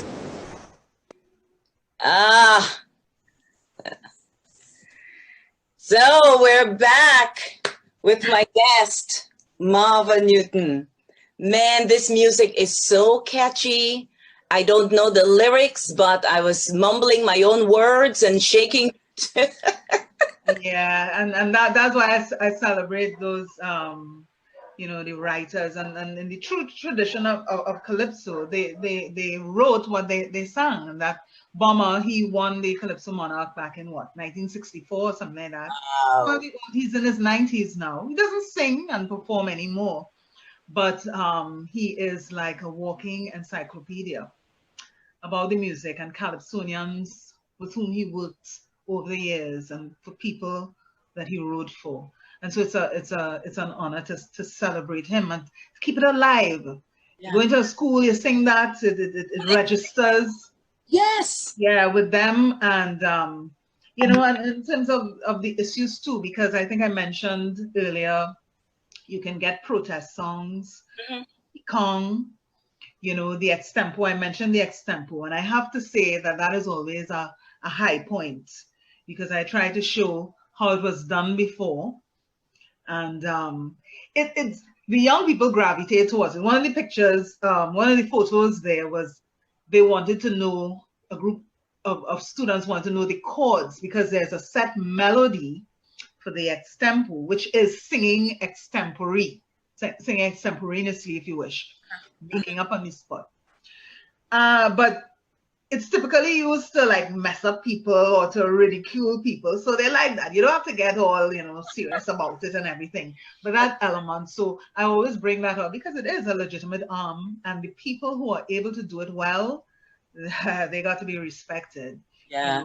They got to be respected, making up in the moment. So when I go into the schools as well, there's a historical aspect. Yeah. How it was developed. If you don't hear your history or know about it, there's nothing for you to feel proud about. And I certainly believe that when I discuss like the 30s and the 40s, when Calypsonians had to deal with censorship from the colonial government, and things like that, it always sparks. There's always a comparison, how are we living that over again today? And these are the conversations that we have, and about the artists and the tools that they use to write their songs. So I wanted to jump in and talk about the fact that, and we hinted at this before, about the others who've invested in you, and now you are invested in investing in the young ones. And I know that you find time to teach parang, folk, and calypso. And I'm wondering I'm deliberately asking the question this way. What difficulties give me 2 difficulties that you can highlight that you experience when you're meeting with the youths to really do the preservation of the master's work, so to speak? How do you get through to them? Yeah, you'll have, depending on the age group, it's a little more difficult. But usually when I'm asked to do these things, it's because the cohort, they're interested. Okay. It was interesting earlier on this year, there's a group called the Bocas Lit Festival. They host a literary festival in Trinidad. And they approached me along with a Calypsonian, an authentic Calypsonian. He goes by the name of Chucky. And they wanted to explore for spoken word artists how they can sort of, explore the nexus between calypso and spoken word. And so we had a real interesting session. And you found that they may not have known about some of the artists who had gone, and the type of music and the type of songs that you could put out in calypso. It's not only about like current affairs, and so we explored that. So you have them engaged in that kind of thing. The picture there again, schools, secondary schools. Apart from the fact that they may be tested in some area, after their guest has left, I have seen genuine interest. I have brought them in because I might introduce this session with what is calypso, so they're listening. That first song that I did at the top, I might start like that. And then I will do the extempo. They always like that. I have to be careful because it's not the easiest thing to do. But of course, before I might have some ideas of where I'm going. And they're engaged with the extempo. And so it becomes a little easier, when you talk a little bit about the history and that kind of thing, and challenge them to create their own, and recognize it as a part of our tradition here in Trinidad and Tobago. It's about how you engage them. And I know the attention spans, in this era. Yes. And they're very visual. I mean, I've used PowerPoint. I've had to use, the images, had them guessing which Calypsonian is this, and it's amazing that, people who it's not amazing. If you don't know, you don't know. I might put up a photo of the Mighty Sparrow, and they may not know it's the Mighty Sparrow. And this is somebody who has really taken the music to the world, but that's where we are, depending on the age group. So it's, the images to get them engaged and so on. Do you give them a chance to like try out something, maybe try out 2 lines or something or to get to create something? Do Yeah, that's also part of it. And they may be, asked to do that even further. But in especially with the extempo, because um, it's a fun. It's very fun. You pit two people against each other, and they have to sing on them. And that always brings out a lot of laughs and that kind of thing. So they're actually doing it, the value of participation and actually doing something. It engages them a lot more than being spoken to or spoken at. Right. And it's not, sometimes, you get a little problematic. There's always somebody in the crowd who is just not interested and make it a little difficult. But I haven't encountered that a lot. I must say, I've always encountered genuine interest, and questions are asked afterwards. Almost invariably, they want to know how to play that extempo melody. And by that, let me demonstrate for the people who don't know. They may not be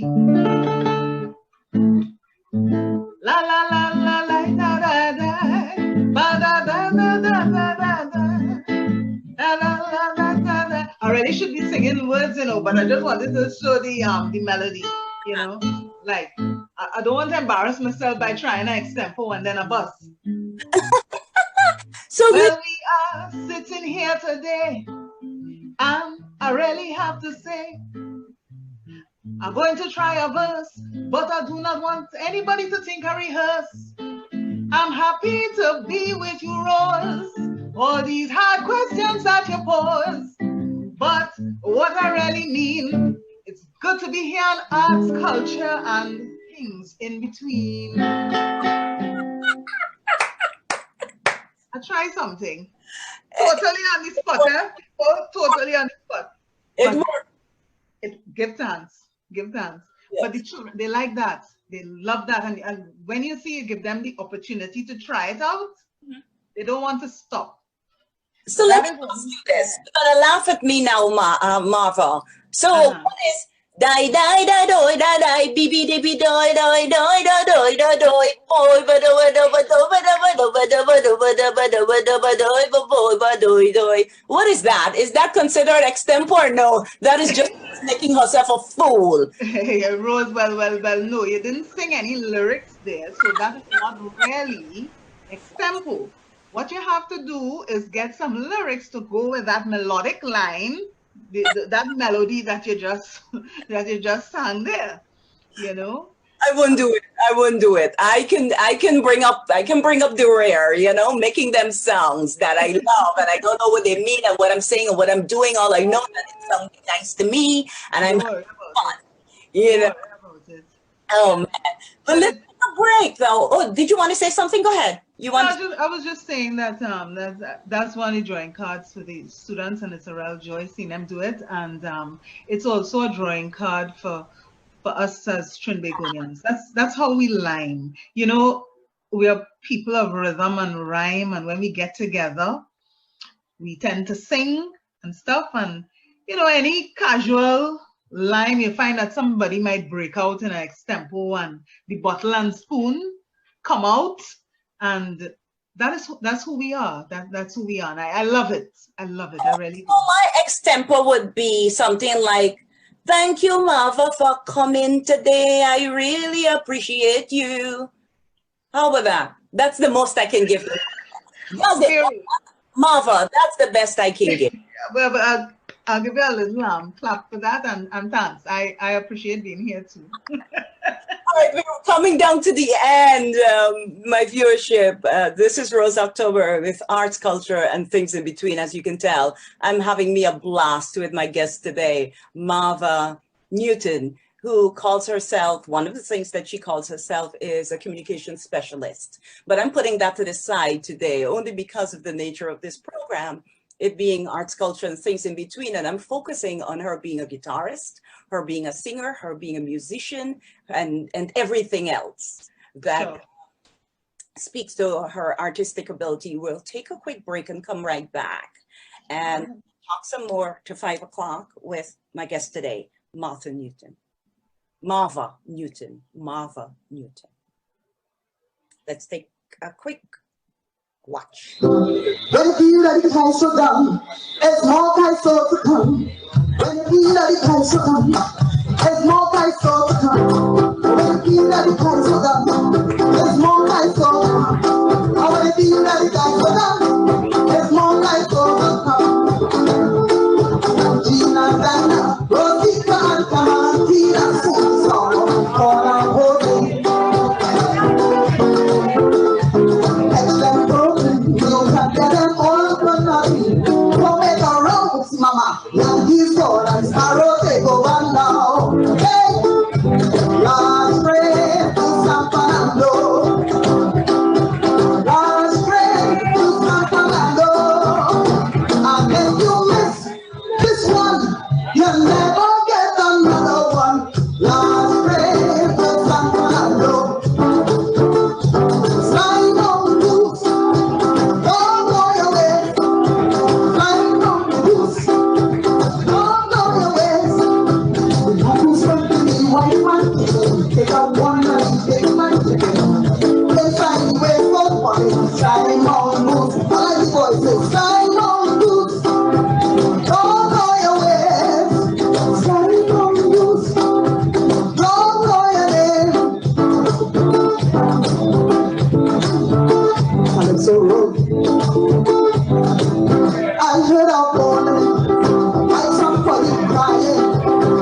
I could imagine what was happening. So they told Lady Ryan, but they know she never ran. Say, never, never, no Lord, I said, baby, yeah, she fire, fire, in the wire, wire, I boy, boy, boy. Fire, fire, then I come and be low. Come and put your mouth, keep on slow. Good morning, Mr. Walker. Oh, Mr. Walker. Rosemary, promise she gon' marry. Now I'm tired of waiting. Hey, she gon' leave, but she wearing them expensive dress. La la la la la la la. People say she ugly, but she found out all her money. Oh Lord, my boy, hey. Good morning, Mr. Walker. Oh, Mr. Walker. Sweet Rosemary. So, now I'm tired waiting. I'm looking at it. Hey, things have crashed and it disappeared. Everybody keeps searching everywhere. Mama, your wedding later, we shall make under she dress, taking a rest, the way she jolly and happy, and Johnny Lisa must take a little she.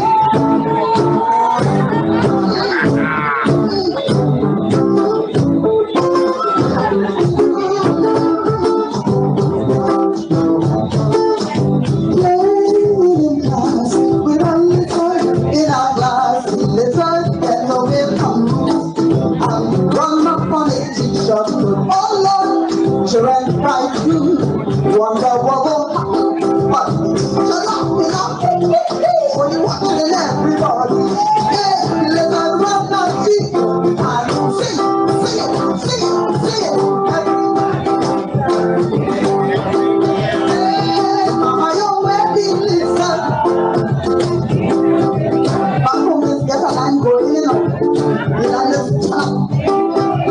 The way she jolly and happy, and so the listen must be taken.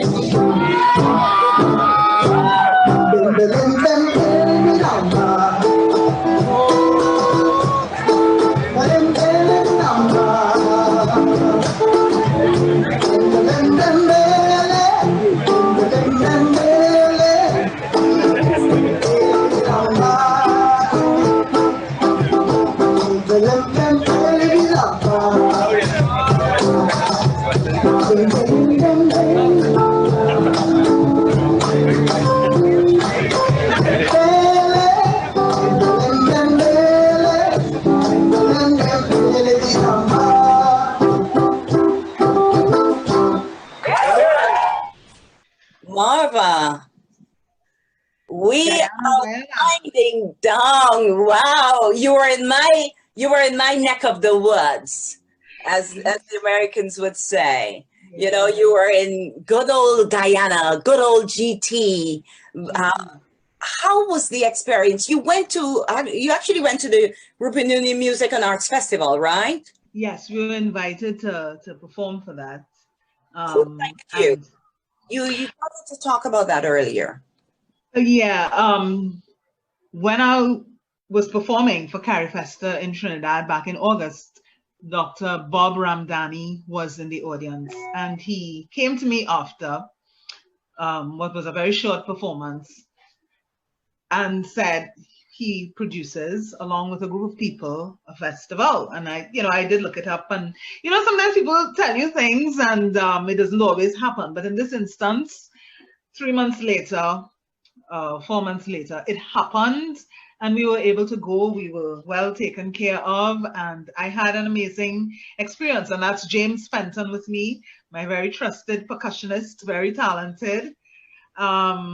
And so we were able to go and be part of this 2-day festival, which didn't take place in the in interior. Did I get that right? It Yeah, usually takes place in the hinterland, yeah, but it was for several reasons. It was held at the Theatre Guild yes. in Georgetown, but it was on the outside, and it was, people were sitting on the grass, and so on, and there were chairs as well, both sides. So I was dealing with audiences, and I love the fact that they were singing along with me, providing. Yeah, I mean, they were very much into, the audience was very much into it, and it was well received. I have good memories, I want to say though that I used to play music with somebody from Guyana actually, who came over here to live, Miss Ruth Osman.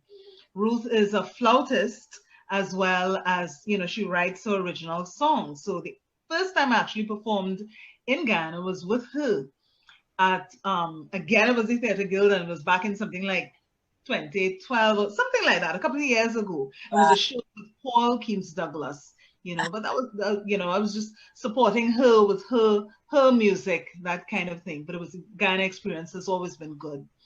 But to perform as Kyrie Kaiso, priceless. Give thanks for the experience. Oh, so glad that Carrie Kaiso was able to go to Ghana. So as we are closing this off, what's next for Marva Newton? What's next for Kyrie Kaiso? What do you want to tell us? Yeah, You've left us with a lot of lasting memories, I can tell you that. give thanks. Yeah. What else, if there is any? Well, we were supposed to be in your neck of the woods this year, and and that didn't happen because of the pandemic. But you hailed out Andrew Clark earlier, and I have to give thanks to him, because we performed, those clips were from the Bankra Caribbean Festival. So that when these things happen, you don't complain about it. You make the shift to these platforms and still take the music out. And I see us doing more of those, getting more opportunities like that. But I don't think it's quite over yet. I'm hoping that things change, and so that we could start traveling again. I would say that there is a date that I have in Scotland that was supposed to be in June this year, and it's been shifted to next year. So I'm looking forward to that, and it's all about the calypso. I don't want to talk too much about that project, just yet, but it's all about, the calypso as well, and using it to bring history alive. And I'm also very grateful for that opportunity. But I see Kyrie Kaiso continuing, learning more songs and exploring different areas to perform in. But if this is the virtual way we've got to go, well, then suffer to be so. We have to shift with the time, Definitely. Yeah. And somewhere inside of there, I know that I would certainly want to keep the young people in mind as much as possible. It is definitely part of our mission, and we certainly want to keep that up. Yeah? Yes, and thank you for making arts, culture, and things in between a part of your mission for this Sunday. I truly appreciate that you were able to stop by and have rich conversation with me about the work that you do, and it's quite admirable. I say it, I'll borrow your word, unapologetically. I really admire the work that you're doing, Marva. I commend you for the work that you're doing and wish you all the best. Thank you very much, Rose. Thank you. I appreciate your selecting me. It's probably for a reason, you know. You saw something, and I appreciate that. I much prefer to stay in the background. I will say it out there. But you know, sometimes we got to take that step, and who knows who might say, yeah, you know, hey, I like that, or I could do that too in some small way. Yes. And that happens, it happens. It's real. It is real. And we learn from the guests coming on. Yeah.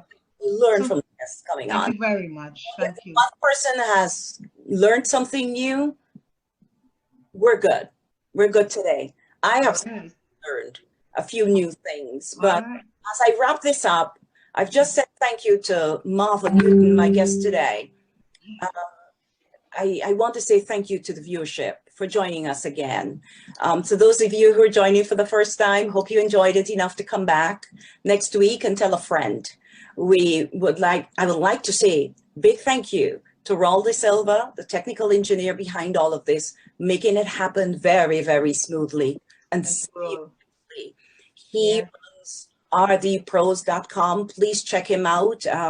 When you get a chance, the work that he is doing, despite his busy schedule, I know he's tired, he finds time to do this with me. And we both are not getting paid. I just needed to put that out there. And to wrap this up, I also want to say that the Ghana Cultural Association, of which I'm a part of, we have our Caribbean Heritage Summer Workshop series that began last week. It goes for 8 weeks. So please check our Facebook page. You'll get a lot more information there, and we're encouraging you to have your young ones come and be a part of it. You'll also see our timetable for our folk festival season. We are doing it virtually. Yes, we are not far removed from the pandemic. We have to work in the virtual spaces also. So please continue to support us. And on that note, I say again, thank you to viewership.